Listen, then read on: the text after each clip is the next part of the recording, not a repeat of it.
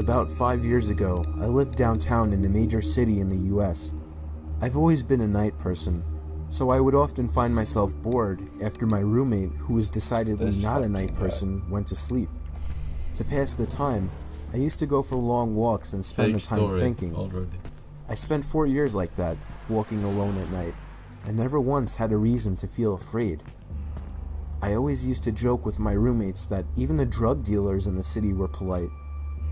But all that changed in just a few minutes of one evening. It was a Wednesday, somewhere between 1 and 2 in the morning, and I was walking near a police-patrolled park quite a ways from my apartment. It was a quiet night, even for a weeknight, with very little traffic and almost no one on foot. The park, as it was most nights, was completely empty.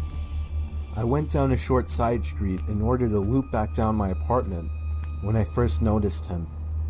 At the far end of the street, on my side, was the silhouette of a man dancing. It was a strange dance, similar to a waltz, but he finished each box with an odd forward stride. Wait a second.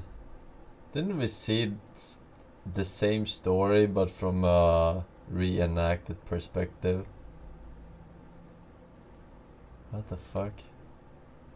I guess you could say he was dance walking, headed straight for me.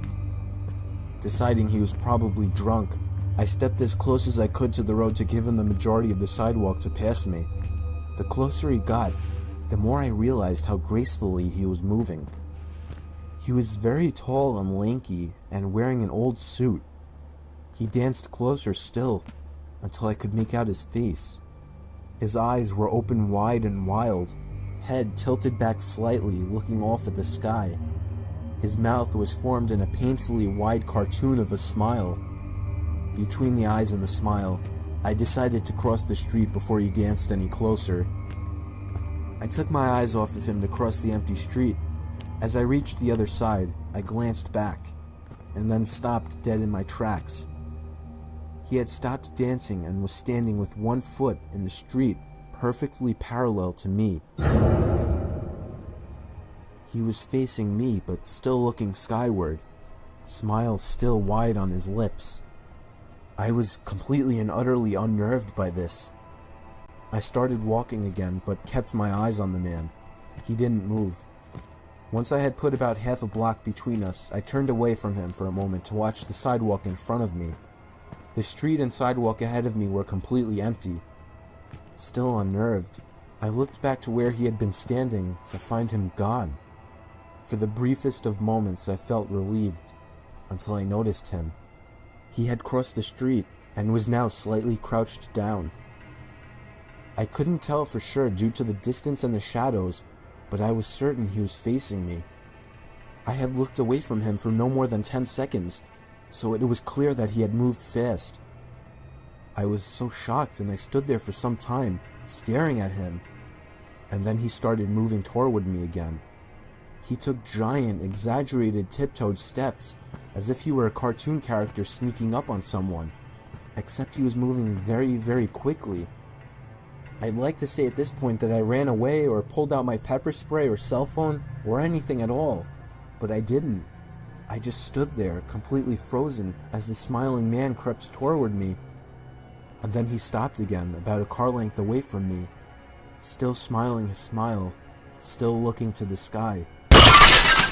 When I finally found my voice, I blurted out the first thing that came to mind. What I meant to ask was, "What the fuck do you want?" in an angry, commanding tone. What came out was a whimper. What the fuck? Regardless of whether or not humans can smell fear, they can certainly hear it. I heard it in my own voice, and that only made me more afraid. But he didn't react to it at all. He just stood there, smiling. And then, after what felt like forever, he turned around, very slowly, and started dance-walking away. Just like that. Not wanting to turn my back to him again, I just watched him go, until he was far enough away to almost be out of sight. And then I realized something. He wasn't moving away anymore, nor was he dancing. I watched in horror as the distant shape of him got bigger and bigger. He was coming back my way.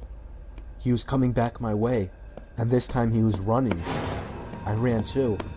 I ran until I was off the side road and back onto a better lit road with sparse traffic.